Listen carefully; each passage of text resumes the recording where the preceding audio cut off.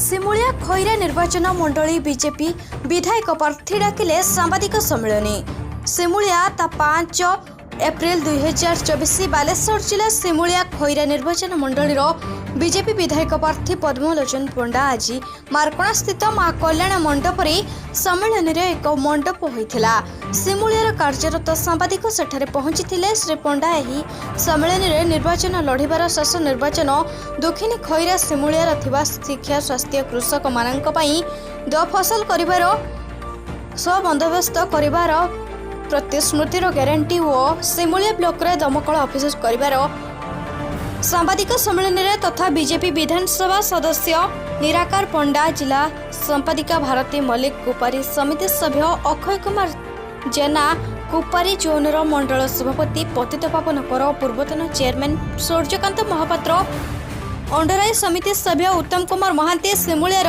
40 number genre मंडल सभापति उपस्थित थिले। भारतीय जनता दल नरेंद्र मोदी एवं भारतीय जनता पार्टी बर्तमान पृथ्वीर सर्वबृहत्तम दल बड़ पार्टी होती भारतीय आज से भारतीय जनता पार्टी सिमुलिया खैरार 2024 निर्वाचन में रणांगण लड़ाई बहुत आस्था प्रकट कर मत टिकेट दी आपको कहना चाहे आगे पार्टी तापर हूँ पार्टी सिमुलिया खैरार जो आज दीर्घ 15 वर्ष धरी 15-20 वर्ष धरी जे गोटे निर्दिष्ट दलर जो मैंने प्रतिनिधित्व करुले आखि दृश्य कार्य किसी 15-20 वर्ष ताले आपनकर एजेंडा कौन रही मोर एजेंडा रहीदेली सिमुलिया खैरार सर्वांगीन उन्नति करवा सिमुलिया खैरा हूँ मो माटी मोर गर्व ये मुझे माटर पुओ हिसाब से जन्म नहीं मो लोक सुखर अच्छी दुखर अच्छी एवं गोटे कथा हूँ मोर जो तो दीर्घ 30 वर्ष राजनीति करती एमएलए मंत्री एवं गत थर जो 19 निर्वाचन पर मोर 3 पुओ ये सहयोग करुले भी करुचे दुख रोचे मोर गोटे पुओ मझिया पुओ ना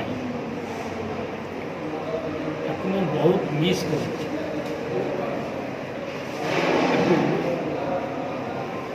मो पाखे ना सान पुओ अच्छी बड़ पुओ अच्छी सी ना मो पाखे एवं से स्वर्ग थी भी सी आज देखु बापा गत निर्वाचन से जिते बुली से साहाय्य करते लोक को साहाय्य कर विशेषतः जो कोरोना समय प्राय 5-10 कोटी टंका समग्र भारत वर्षर जिते राज्यर आमरी लोक मान जो लोक मांगी साहाय्य भगवान तक मो पाख छड़े नहीं से गला बुझी ये भल था गोटे कथा कहला बापा एथर तो भल 24 मसीहा निर्वाचन में आपको जमी हो आम निर्वाचन मंडल में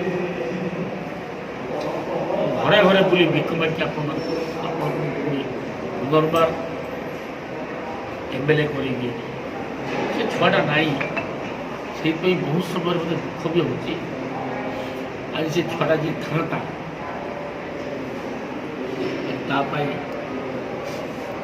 भगवान को प्रार्थना करुँची खुशी आपण किस समय पूर्व कहते जे आप शेष निर्वाचन हम आमती आप तो कहले पूर्व एमएलए होती मंत्री होती कौन आप विकास करें अधूरा रहीगला जोटा एथर आप संपूर्ण करेंगे किसी गत 15-20 वर्ष भितर मो क्षमतार ना कि जहाँ मुझे कर बर्तमान ये कौन 25 लाख टका रखी जो ये कौन आम जो ये कल्याण मंडल सेटा हूँ सैंक्शन करके 25 लाख टका मुझे रखी आनिक शुभ तहसीलदार को नहीं ये आसला किए जम्मू काश्मीर जो मुख्यमंत्री थे गुलाम नबी आजाद सी भारत थे स्वास्थ्य मंत्री ताकू आणिकी लुलु महापात्र अच्छी स्वर्ग ताकू आणिकी मुझे शुभ देती से कल्याण मंडप से कल्याण मंडप आज मो गला 25 लाख टका रखी जा शुभ देता कि आमर जो